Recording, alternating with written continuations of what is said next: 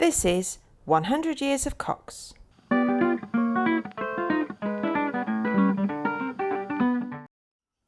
You are listening to a podcast by Francis Thompson.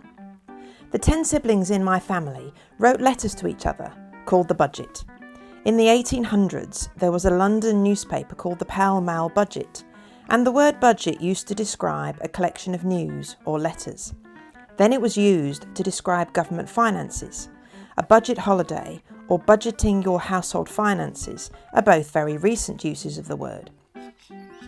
Writing a budget as a collection of letters between school friends or family members was a common thing 100 years ago, although the concept has now disappeared. When Avice graduated from Charlotte Mason Teachers College in Ambleside, Cumbria, in 1903, she and her graduating year started writing a budget between them, which continued until the 1950s.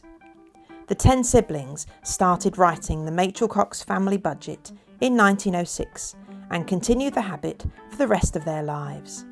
The letters were posted all around England and then to the colonial brothers in Canada and Africa.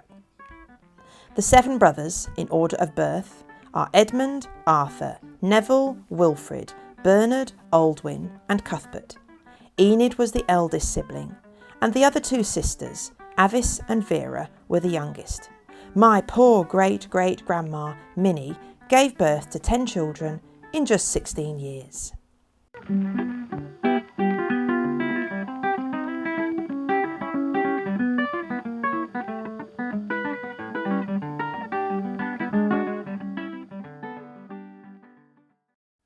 Today I'm going to read 4 letters, written by Edmund, Avice, Enid and Bernard in June 1908. That in itself is remarkable. 4 people each wrote a letter and posted the package on to the next person within the space of 1 calendar month. Edmund's letter is mournful. He knows his siblings are going to miss him out of the next round of the budget due to his regular delinquency. As Bernard said, sixpenny fines don't work. Edmund draws a sketch at the end of his letter of himself hanging on the gallows, with his siblings standing round making comments. "Let me be a warning to you all," says Edmund. Check out his drawing on Twitter. The comments made by the siblings sound harsh and unsympathetic. Avice is exhausted, with exams on at Garfield House School, and she has also hosted an at-home day with many parents visiting. Enid Street is being renamed and renumbered. Their street in Liverpool was previously known as Lodge Lane, but is now being renamed as Sefton Park Road. Enid also describes more of Edmund's wedding, although Edmund, having been left out of the next budget, won't be reading it. I will also read 2 Derbyshire newspaper articles from June 1908 describing the wedding. Bernard and Vera have been on a bicycling expedition and describe it in great detail. And the Franco-British exhibition, which was adjacent to the 1908 London Olympic Stadium at White City in London, is described, including a wonderful fairground ride called the Flip Flap. There are photos of it online, and I will put some up on Twitter.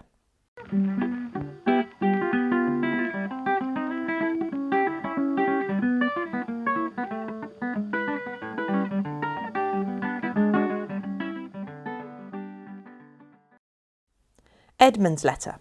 The Parsonage, Hallam Fields, Ilkeston, June the 12th, 1908. My dear fratres et sorores, judices. It's Latin, translation, brothers and sisters, judges. Judge me not too harshly. My character is still unformed, but I am very conscientious, and therefore you ought to all make allowances for me.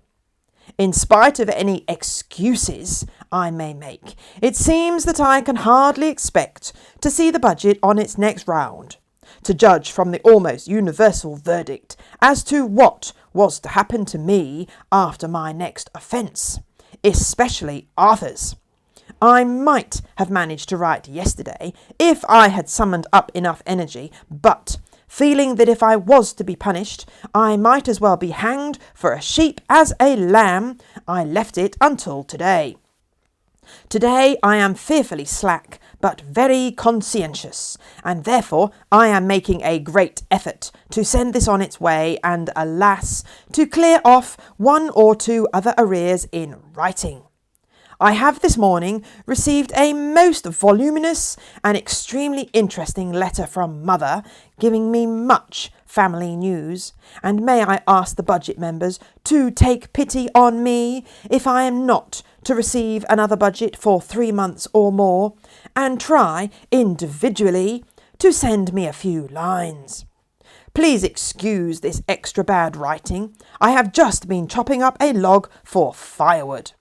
I have been playing a bit of golf again lately, and I'm becoming fairly proficient, and some of Arthur's old clubs are again in use. On Whit Monday, we had a choir and Sunday school teachers outing to Yarmouth.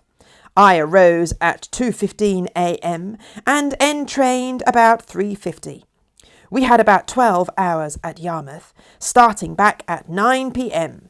I was out of bed for 25 hours. What a day of pleasure! I got up on the Tuesday at 10 a.m, had a combined breakfast and dinner, and entrained at 12 for a cricket match at Handley, and felt none the worse, although I was caught and bowled second ball. The opposing side made 135, but I captured 6 wickets for 24, and had 3 easy catches missed off me. It was the first bowling I had done this season, and my shoulder is still rather sore.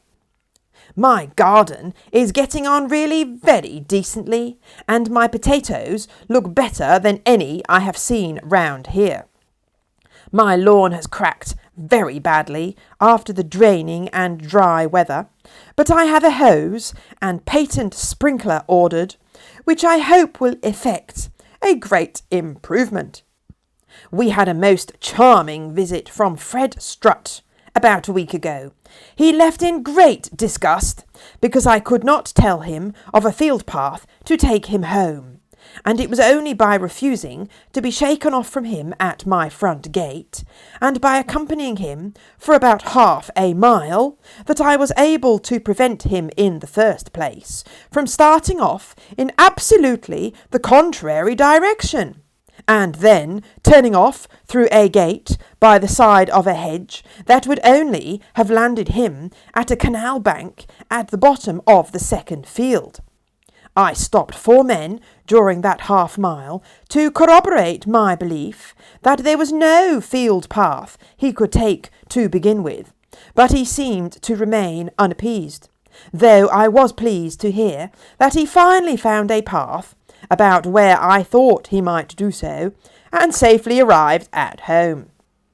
Arthur, I am still at war with those sparrows, and have so far prevented any birds from being hatched in the ivy, through having destroyed almost innumerable nests and some eggs, one of which hit me on the cheek in its descent from the ivy, but which fortunately did not break until it reached the ground. The copy of our June number of our parish magazine, cover only, which I include this time, need not be sent beyond Garfield House. I am so pleased to hear such good accounts of Dorothy's health now. I have told May that she ought to enclose a contribution this time, but she is too much afraid of the criticism her handwriting would provoke. I shall have to get her to write to Enid, so that I can see her character. They were really most wonderfully good on the whole. We both very much enjoyed the account of the wedding by the various budget members. I wish Arthur and Bernard could come and describe our school treat here, which is a great gala day. I hope you will all have a very pleasant seaside visit to Branscombe this year. I am hoping that we shall get the inside of a week at Sydenham before August, but things are exceedingly difficult to arrange. Goodbye, for about 3 months or more, I suppose. Much love from us both, your heartbroken brother Edmund. P.S. I enclose the 6penny fine to Mother. Notes on Edmund's letter. Edmund is unrepentant. He knows his siblings are going to leave him out of the next budget, but he says he has been too busy to write, so was justified in holding on to the budget too long. But his siblings think that if he had found time to dig his veggie garden and play golf and play cricket, then he could have found time to write his letter within a week of the budget arriving, which was one of the budget rules. Edmund says, I could have written my letter yesterday, but I might as well be hanged for a sheep as for a lamb, so I left it till today. In England, prior to the 1820s, you could be sentenced to death by hanging for stealing anything worth more than a shilling, including stealing a sheep. So, if you were going to steal a sheep, you might as well take a full-grown one rather than a lamb, because the penalty would be the same. Edmund was a product of his upbringing. He was an old-fashioned Edwardian, an Anglican curate, and he considered himself to be head of his household with wife and servant, and he didn't like being told off. At the end of his letter, he draws a sketch of himself hanging from the gallows. Edmund's speech bubble says, "Let me be a warning to you all." In the sketch, the siblings gathered round make comments about the strung-up figure. Avice and Vera say, "I am sorry for him." Enid is Edmund's older sister, and she is tougher. She says, "Hard lines." One of the brothers rubs his hands with satisfaction, saying, "It was my proposal." Others say, "How he kicks! Doesn't he look nice? Do him good!" Criminals in England were still sentenced to death by hanging right up until the 1960s. Hanging seems quite macabre to us, but it would have been quite a commonplace subject in the early 1900s. Although it's interesting that Edmund compares himself to a criminal just for taking too long to write a letter. I will put Edmund's sketch on Twitter. You don't need a Twitter account to see the pictures that I post. Just type Twitter @CoxLetters into a search engine and you should be able to see the pics that I put up. Edmund says, "My character is still unformed, but I am very conscientious." He is quoting the person who analysed their handwriting, who I think was probably the Honourable Frances Henn, who was a great friend of Enid's, and she was also married to the Bishop of Burnley. I've also been researching Great Yarmouth and found some fascinating picture postcards online. If you've never been there, Great Yarmouth is in Norfolk on the east coast of England, and it was a popular holiday location, although I think some of its former glory has now faded. Edmund and the choir and the Sunday school teachers entrained at 3:50 a.m. on Whit Monday in June 1908. Entrained, another word rarely used today. There is no station at Trowell anymore, which was the closest station to Hallam Fields, but you can still get from Nottingham to Yarmouth by train today in approximately 5 hours. In 1908, the party spent 12 hours at the beach and spent 5 hours getting there and another 5 hours returning by train. A very long way for a day trip. Construction started on Great Yarmouth's Pleasure Beach in 1909, the year after Edmund's visit. The first ride to be built was a bone-rattling scenic railway. In 1908, the Winter Gardens had already been built, but the available summer entertainments would have been very sedate and gentle by our standards. Lastly, Fred Strutt was a great friend of Dr. Cox, who was the father of the 10 siblings. Both men were born in Belper in 1843 and were childhood friends. The Strutt family were wealthy landowners, and they also owned cotton mills. Dr. Cox was the son of yet another Anglican rector, so their fathers would have mixed in the same social circle. I haven't yet researched Fred Strutt, but I know that both he and Dr. Cox were cantankerous men who believed their opinion was always the correct one. One of Dr. Cox's books was dedicated to his great friend. Fred pops up quite regularly in the budget. Generally, one of the siblings writes, "Oh no, Fred Strutt came to visit and this dreadful thing happened." In Edmund's letter, Fred has been to visit for tea and he's now walking back to Belper, which is about 10 miles from Hallam Fields. Fred insists he knows the way back, and Edmund insists he is mistaken and is heading off in the wrong direction.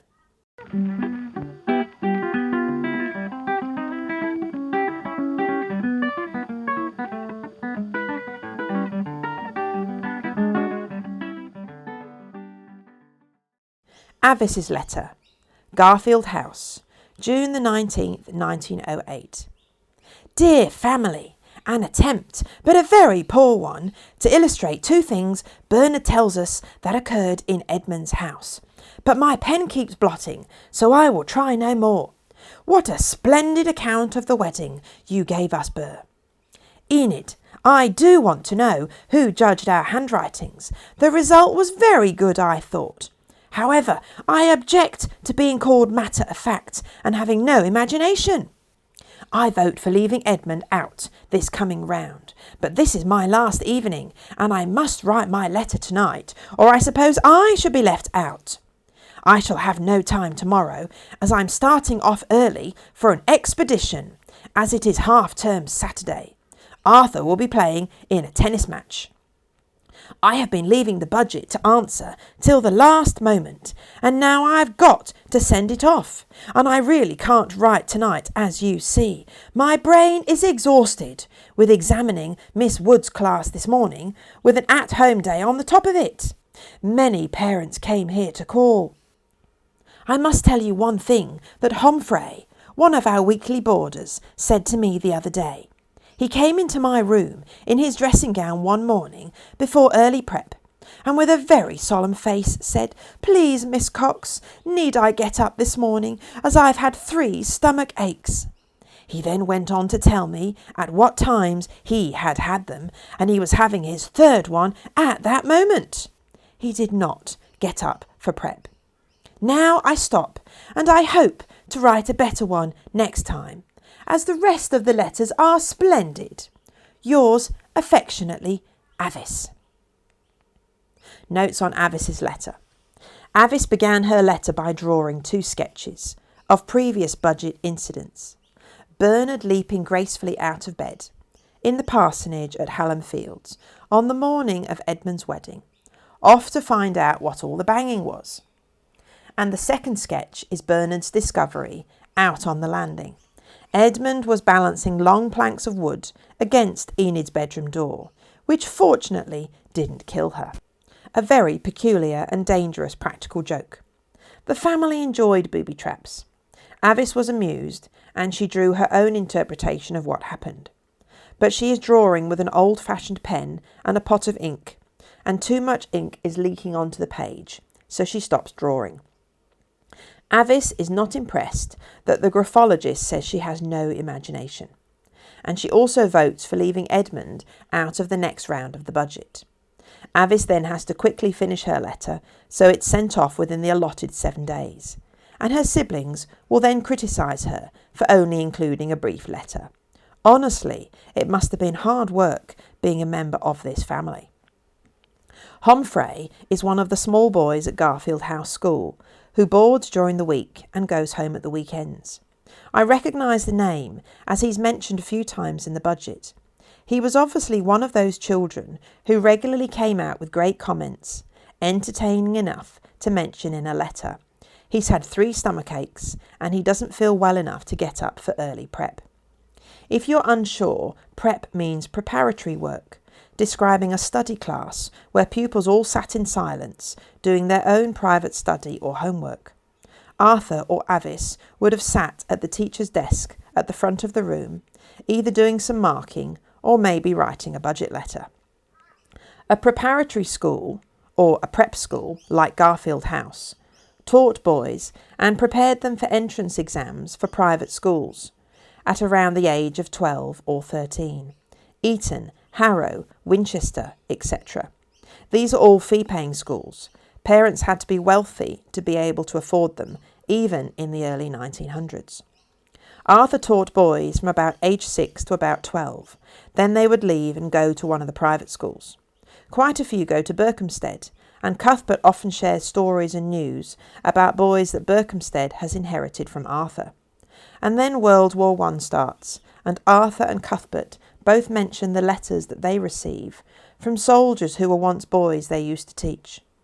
Arthur must have been a memorable and much loved teacher, as World War I soldiers were still writing to their old prep school headmaster, telling him their news and telling him about other old boys they were still in touch with.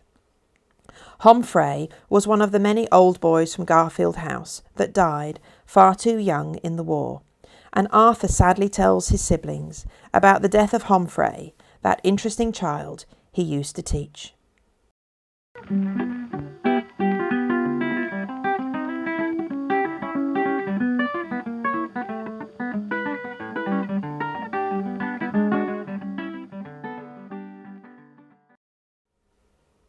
Enid's letter, 187 Lodge Lane, June the 21st, 1908. Dear Family, this is the last time that this address will appear at the head of a budget letter. The Town Council has decreed that this house is henceforward to be known as 27 Sefton Park Road. I believe this will come into force as soon as the gates are renumbered, which I suppose will be in about a fortnight. Mother, I know, will rejoice, as she always considered that Lodge Lane had a plebeian ring about it. The budget has been delayed, as usual, by Edmund, so I add my vote to the others already recorded. I hope that he will be missed out on the next round. His expressions of penitence do not at all soften my heart. I am sorry that Avice's efforts after punctuality, very praiseworthy, have resulted in such a short epistle, but she is evidently very busy. Since I wrote my last letter, I have seen a large number of my relations. The first family gathering was at Edmund's new mansion, and a very pleasant one it was, enlivened by many practical jokes. Arthur, Bernard, and I all assembled on the eve of Edmund's wedding day to keep up his spirits through the coming ordeal. At one period I thought there would be no wedding, as Edmund felt very seedy and was sure a bed chill was coming on, while Arthur thought he was beginning with flu. Bernard, however, thought of a little dodge, which effectually turned Edmund's thoughts in another direction. Whenever Bernard gracefully leapt up from the dinner table, he sent one of the chairs flying on its back. Edmund got naturally anxious for the safety of his furniture, and it was a suitable distraction from any notions of illness. In the morning, before we started off for the church, a form came from a local newspaper to be filled up with particulars of the wedding. This was handed over to Bernard, as best man, to fill up. I believe he answered the queries as to dress in the following manner. Brides, a dream. Bridesmaids, a bit of muslin. Bridegrooms, trousers 2 inches too long. But that local paper was never sent to me, so I do not know whether Bernard's notes were printed. It is impossible to add much to Burr's description of the wedding, except that Mother and I were seriously worried lest May should arrive at the chancel steps before Edmund emerged from the vestry. He and Bernard remained in hiding until the very last minute. I went up to St. Pancras with Bernard, whose luggage was not forthcoming at the last moment. But his calm was unruffled, though he blushed at the tribute to his personal beauty that was paid to him at Long Eaton. By the way, Arthur, you need not flatter yourself that you escaped unnoticed. Various people asked me at the wedding breakfast where Dr. Cox's other brother was. He had been seen in church, and the likeness was unmistakable. A then went to see the aunts at Wimbledon and found them flourishing. Adela and Dorothy came over to lunch one day. A had not seen the latter since her wedding 3 years ago. She has grown much thinner and is not so pretty as she was. Another day, A went to see Edith in her flat in town and saw the whole family with the exception of Carr. Hester looked very pretty, and so did Margaret, in a different sort of way, but as usual Edith attracted me a great deal. A then went to Sydenham and thoroughly enjoyed my visit. Vera indulged me by allowing me to see her in her England hockey costume, which is very smart and becoming. A do like her short scarlet hockey skirt, and the little silver hockey brooch is delightful. Vera says every member of the England team have got one. A went with Burr and Vera to the admirable Crichton and to Pinero's new play, The Thunderbolt, which was exceedingly interesting. More relations turned up for tea in the guise of Mrs. Leake and her son Willie, whom A had never met before. A was at that time engaged in a literary competition, and Father and Bear helped me most nobly. Father went to the British Museum and acquired armfuls of novels for me, much to the surprise of his usual attendant. My next visit was to Dorking, where the country was looking lovely. It all seemed very strange without Aunt Bessie. As A was only away a fortnight, I think you will agree that A did a good deal in the time. On my return, Ethel Hall came for a week. It was exactly 12 years since she stayed with us at Preston, and we had never met since. She has not altered much, though she is much thinner and looks far from strong. She is still very pretty and does not look her age. She is quite as attractive as ever. We both wondered if we should find each other much altered, and if we should be able to resume our old friendship on the old lines. But when once we had met, we had no misgivings. We had a most happy week together, and how we talked! We all went to Wolverhampton for Whitsuntide, and were favoured with fine weather. This was lucky, as there were tennis parties arranged for every day. One morning, Cyril, A, and Mr. Underhill rode over to Enville and saw Jane. We went by Stewpony and came back over Highgate Common, 23 miles in all. The place looked as pretty as ever, and A heard many accounts of the visit of the bicycling party last summer. We are now settled at home again, and Adela is here paying us a visit. We have just seen in the paper this morning that Carr has got a second class in her history tripos at Cambridge, so she will be very pleased. I am glad you think the handwriting characters are good on the whole. I don't know why you should all think that it is Francis Hen, for I assure you that A had nothing whatever to do with the delineation of the handwriting. If A had, I think some of the characters would have been different. I now enclose an analysis of Aldwin's character, gained from an interpretation of his handwriting, for which I again beg to state I am not responsible.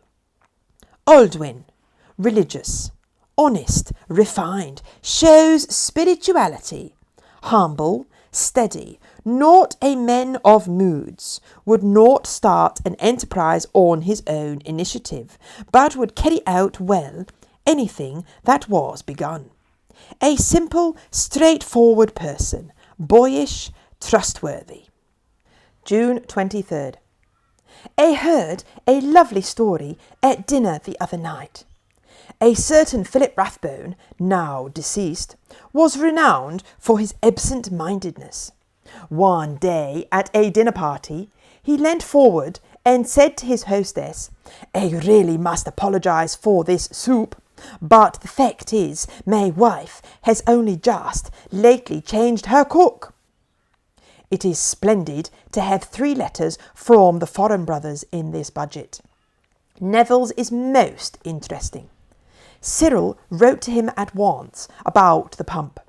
Its proper designation is res roturbo centrifugal pump. So, when it revolutionises the world, you will recognise that you have heard its name. No, Wilfrid, Cyril is not the inventor. A man called Rees in Charlie Isle's firm is. But Cyril has been very interested in it and has given them a good deal of help in some difficult mathematical problems that it opened up. Owen has won a prize for architecture at Rugby. It was an extra subject and was given for a paper of exceptional merit. He is getting on well with his shooting and seems to have a good eye, but he is not keen on cricket. Cathbert, could you find out for me anything about Garfield House School in Rill? I particularly want to know if it is a good and satisfactory preparatory school. It is only 80 guineas instead of 120 or 130, as so many of them are. Mr. Inman's name is given as a reference, and his youngest boy was there. I thought you could find out for me. I have been asked to get information about it. I have read very few books this time. The Blue Lagoon is a most quaint book, but I am afraid that what is meant to be fine writing, full of beautiful thoughts, only moved Ethel and me to fits of laughter. You remember our friends, the Willie Escrofts at Preston. We visited them recently and had an alarming and exciting motor car adventure to Blackpool. They have just lost their boy from meningitis, a very fine little fellow of 18 months. They are in great trouble over it. I have very much enjoyed the letters from Aldwyn and Wilfrid. I do hope our colonial contributors will continue to send budget letters. Love to you all, your affectionate sister, Enid. Notes on Enid's letter. Enid talks a lot about family members in this letter. Uncle Edward Fisher Cox was Dr. Cox's brother, and his daughters were Carr, Hester and Margaret Laird Cox. I've mentioned Carr Cox before, who was involved with the poet Rupert Brooke. Uncle Edward had died, leaving large legacies to his 3 daughters, which meant that they were financially independent young women, quite unusual in the early 1900s. Carr Laird Cox couldn't have gone off and joined the Bloomsbury set without a private source of income.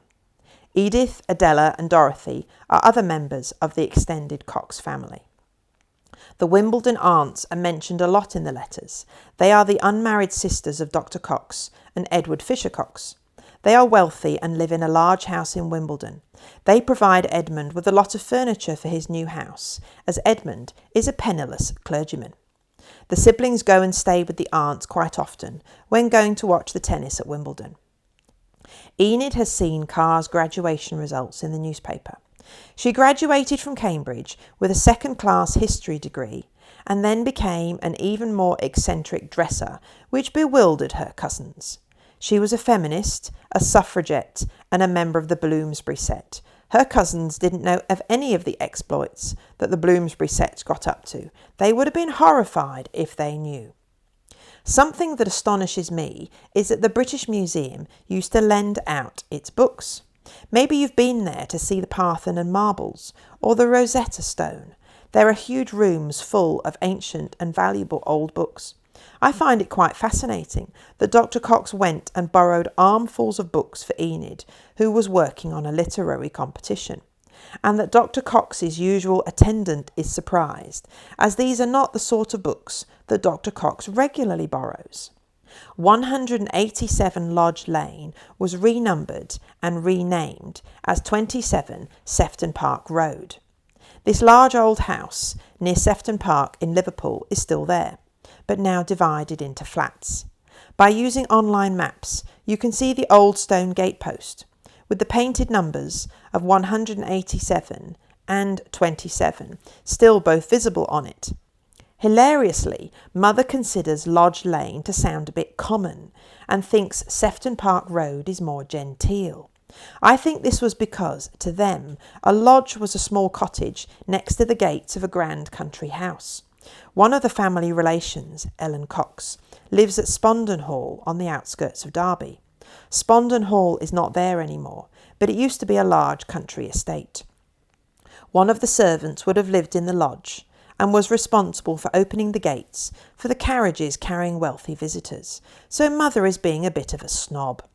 Sefton Park in Liverpool was newly built and was attractive and well laid out for the upper classes to go for a promenade. Enid adds a bit more about May and Edmund's wedding. One of the Derbyshire newspapers had sent a form to be filled out with particulars of the wedding for a news report on the wedding. Bernard, as best man, fills in the form and says that May, the bride, looks like a dream. Her two sisters, as bridesmaids, are wearing a bit of muslin, and Edmund, the bridegroom, is wearing trousers that are 2 inches too long. During the holidays, I've read 2 newspaper reports, each with an account of Edmund and May's wedding at St. Lawrence's Church, Long Eaton, on Monday the 4th of May, 1908. This is what the newspapers wrote. Nottingham Evening Post, Tuesday 5th of May, 1908.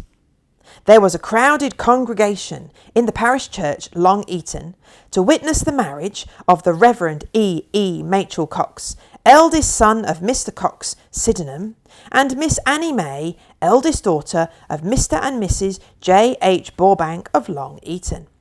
The bridegroom was for several years curate at Long Eaton, and during his residence took an active part in developing cricket, football and sports, besides organising an active company of the Church Lads Brigade. And the Church Lads Brigade lined the footpath at the entrance to the church. The service was fully choral. The bridegroom was attended by his brother, Mr. Bernard Cox, as best man. The bride was dressed in white silk, trimmed with Maltese lace, and was attended by 2 bridesmaids, Mrs. Kitty and Laura Borbank, her sisters, who were attired in white muslin trimmed with Valenciennes lace and Wedgwood blue ribbons, with crinoline hats trimmed with marguerites. Canon Massey performed the ceremony, assisted by the Reverend T.B. Charlesworth of Long Eaton and the Reverend R.W. Whittington, Vicar of Darley Dale. After the marriage, Mr. and Mrs. Borbank held a reception at their residence. The newly married couple left in the afternoon for the East Coast. The second newspaper report is from the Nottingham Daily Express of Wednesday 6th of May 1908, and the heading was Interesting Wedding at Long Eaton. The initial descriptions of the wedding are identical to the Nottingham Evening Post, but there's then some further info. The service was fully choral, the St. John's Choir joining the parish church choir. The Church Lads Brigade, under Captain Mann, lined the footpath at the entrance of the church, and the path was laid with red cloth. The bride was given away by her father. The bridegroom was a curate at Long Eaton for a number of years and became very popular through the interest he displayed in the recreation of the young men, and he was prominent in the football and cricket fields. He was also responsible for the forming of a very active Church Lads Brigade. The bride's family are well known in the town. Early in the morning, the bell ringers were at work, and a big crowd waited outside the church for the arrival of the wedding party. Amongst those present were Mrs. Cox of Sydenham, the mother, Miss Cox of Spondon, Mrs. Isles, Liverpool, Mr. and Mrs. John Marriott, Nottingham, the Mrs. Smith of Lille, France, Mr., Mrs. and Miss Marshall, Chilwell, Mr. W. Simpson, Nottingham, Dr. and Mrs. Dixon, Mrs. Thumb, Nottingham, Mr., Mrs. and Miss Ells of Woolly Moor, Mr. B. Wrigley of Bilwell, Mr. and Mrs. C. Smith of Nottingham, Mrs. Williamson, Newark, Miss Thorpe, Newark, and Miss Hunt, Herrington, and many of the local townspeople.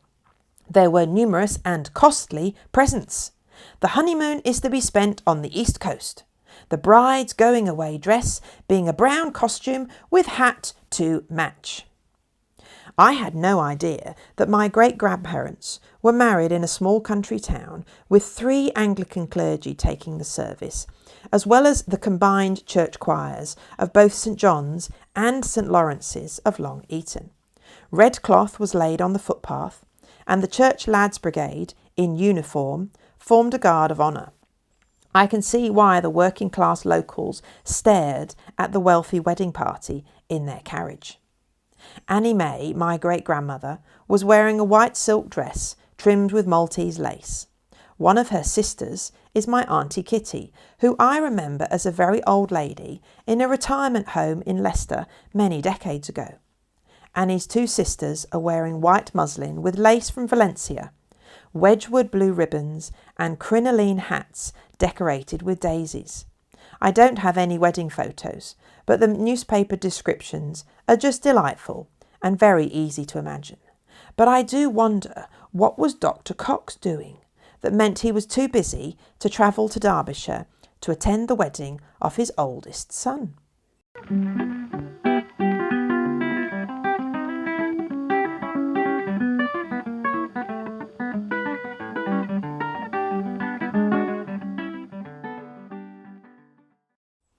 Bernard's letter. Sydenham, June the 30th, 1908.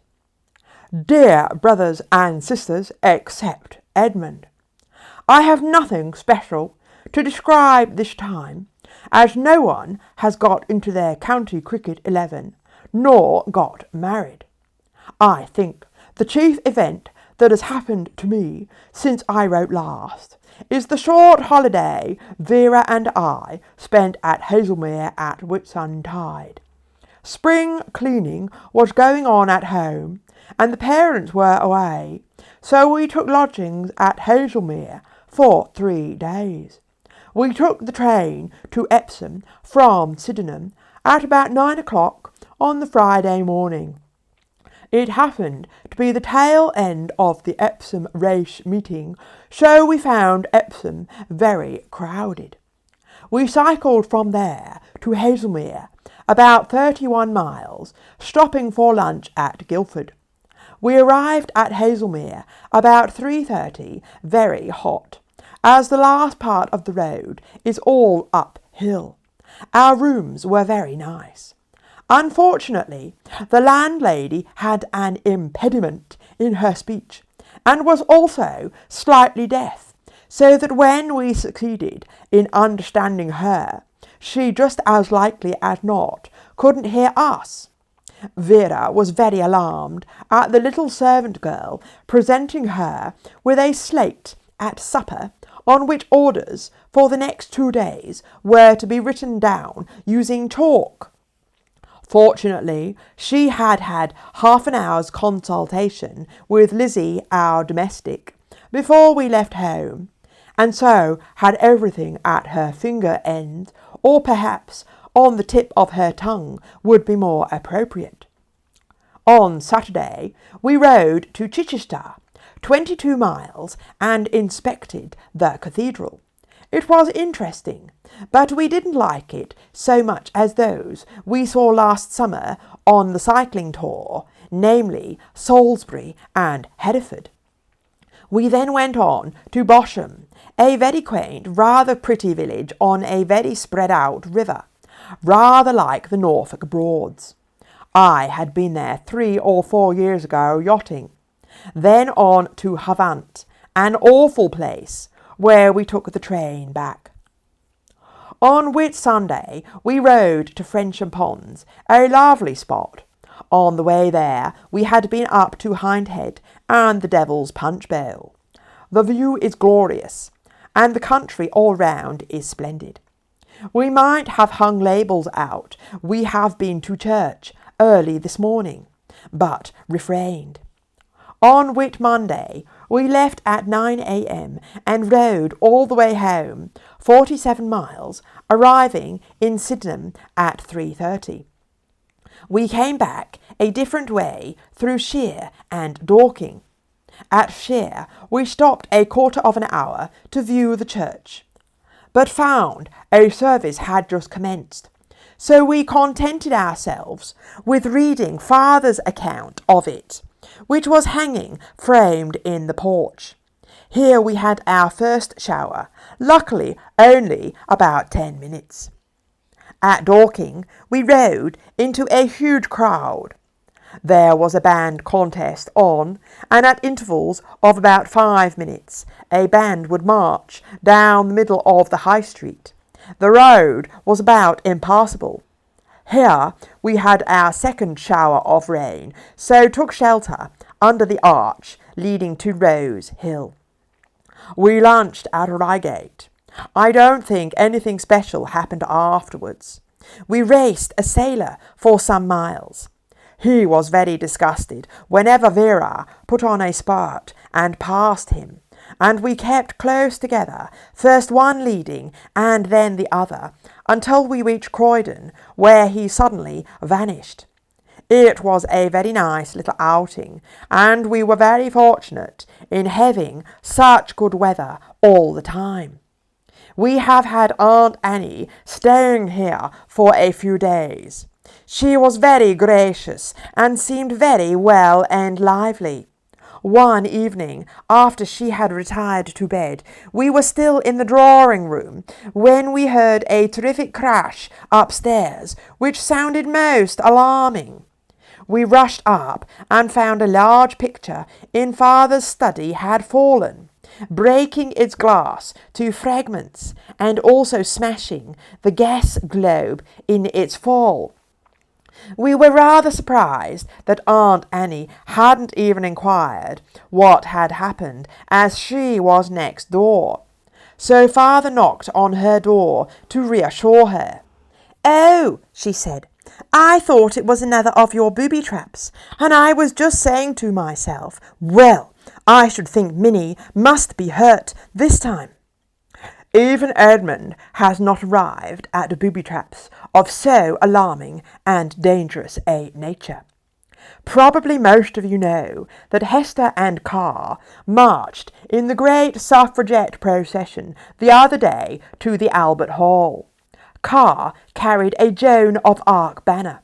A street boy called out as she passed, "Remember what happened to her." I may perhaps be excused if I say in passing that theoretically I am in favour of women having votes, but honestly I should like to do all I could to prevent it. Very inconsistent. Father has been pan-Anglicaning for days past. Palmer, of the Church Times, calls him the complete pan-Angler. I got a ticket for the final service at Southwark Cathedral and arrived there an hour and a quarter before the service began. Even then the nave was nearly half full. It was a very impressive service, though the sermon by the Archbishop of Brisbane was rather second-rate. There was a black bishop in the procession who looked very quaint in his robes. I am not quite sure whether Bishop John Leake or the black one looked most ashamed of themselves. I have been to the exhibition several times. It is really wonderful. You could spend hours in the different buildings. The British Picture Show is very good, with many old favourites. There are scores of pictures by living artists. The British side has 10 rooms of oil paintings, 4 rooms of watercolours, besides a large room of black and white drawings and architecture. The French side is equally large, and between the two is a fine, well-arranged sculpture hall. All this is in the Fine Art Palace, only one of the many buildings at the exhibition. Vera and I went last Saturday afternoon and intended to go on the flip-flap, but the crowd was too great and we had not much time to spare.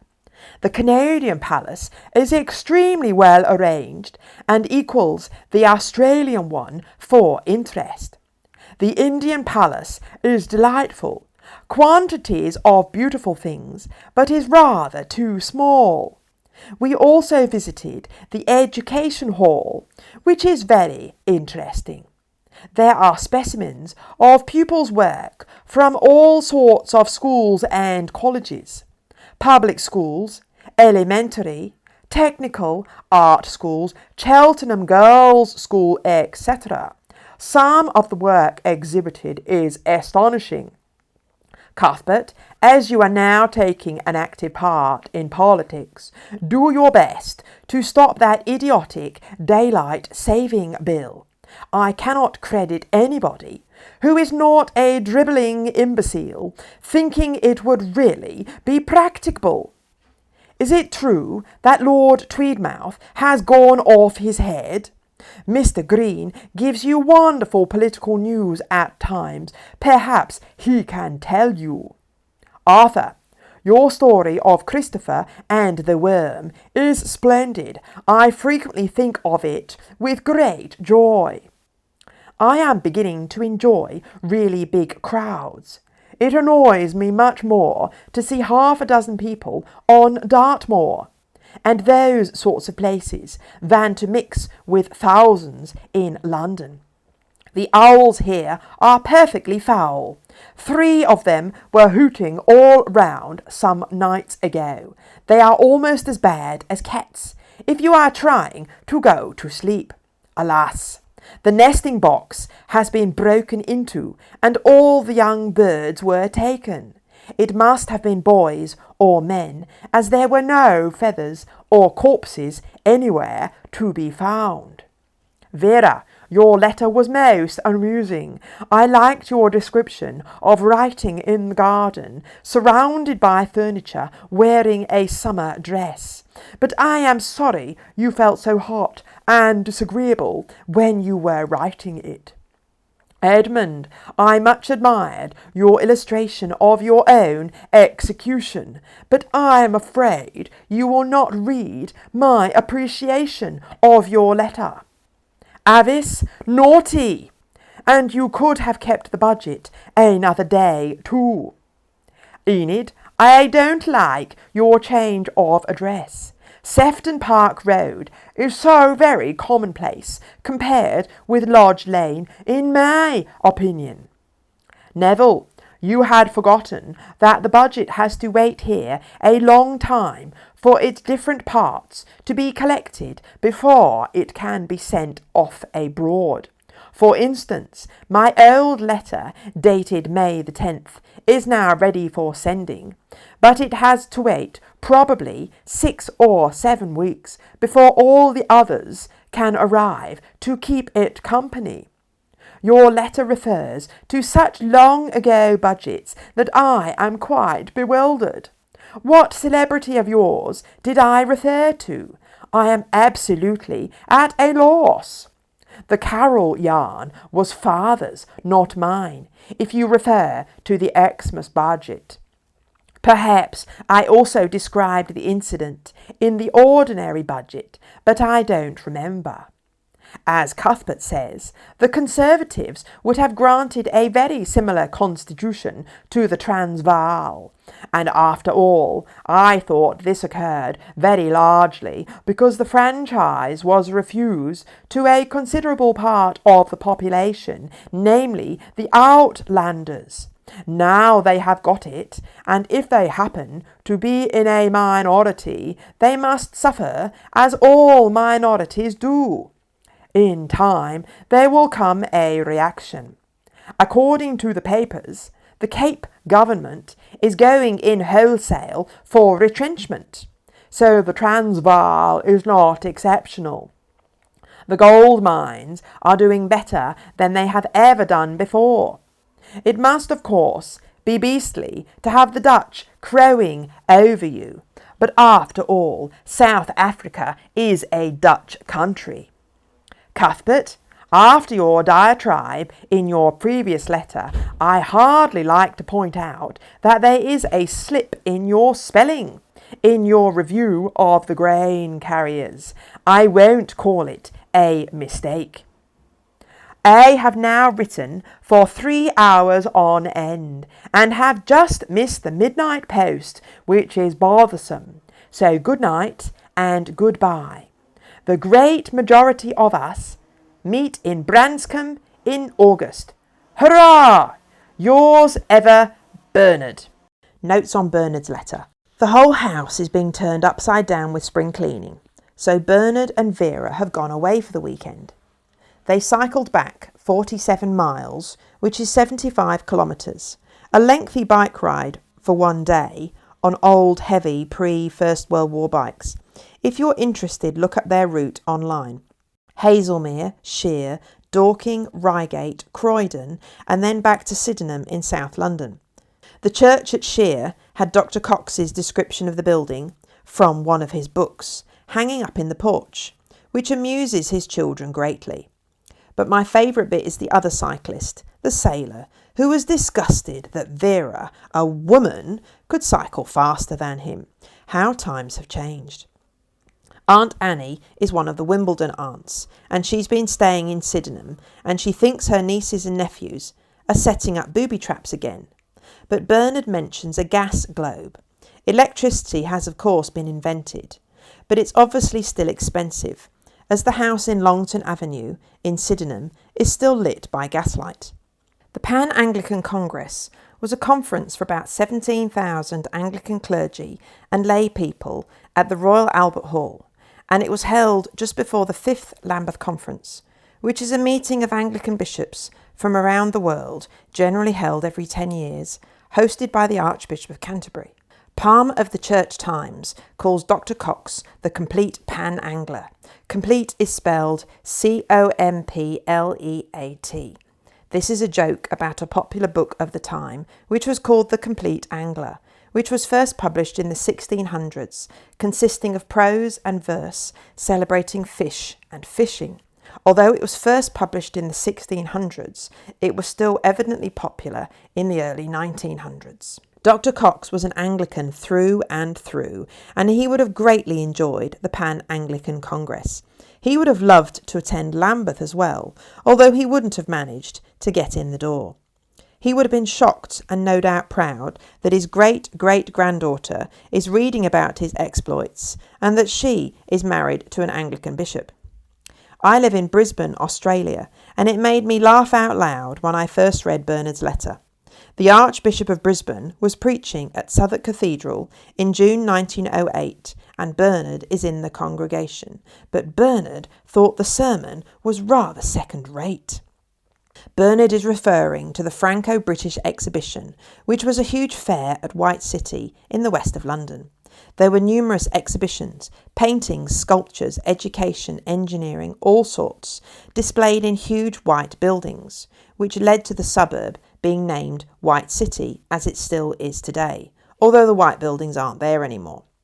Next door to the exhibition was the stadium, which hosted the 1908 Olympic Games, and the Flip Flap was an early mechanical fairground ride, which lifted people high up over London. But alas, there were long queues for the Flip Flap, so Bernard and Vera had to go back again another day to get a ride on it. Bernard finishes by saying that he is delighted that most of the family will be meeting up in Branscombe for a holiday by the beach in August 1908.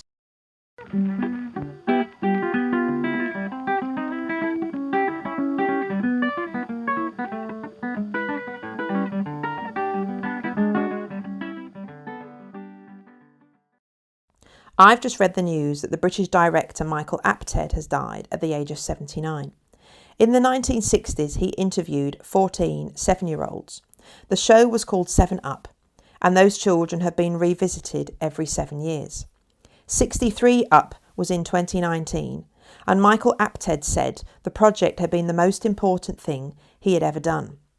It is fascinating following people's lives over many decades and seeing how people sometimes redeem themselves after difficulties.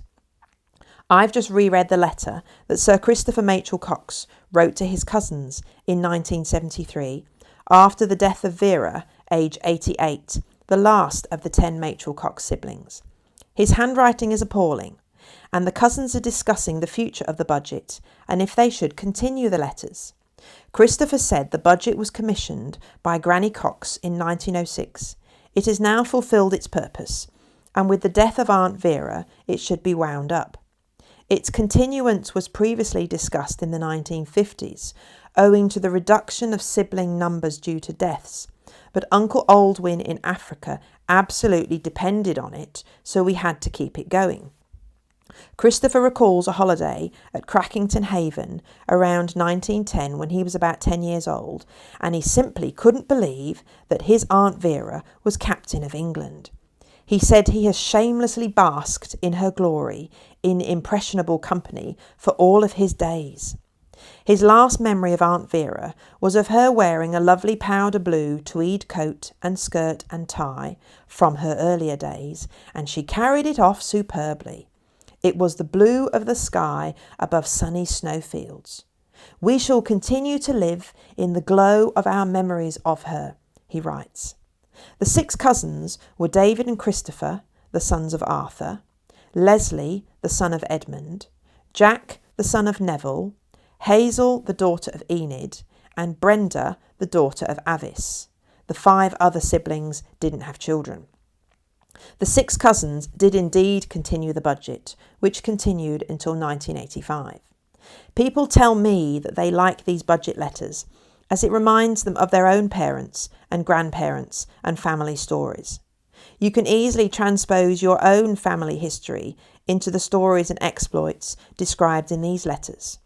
Aunt Vera had a great life, and the cousins were very proud of her and what she achieved, just as you are no doubt proud of your own much-loved family members. Anyway, I hope you're enjoying these letters, as I have many, many decades still to go. I think it was 1941 that the first of the 10 siblings dies.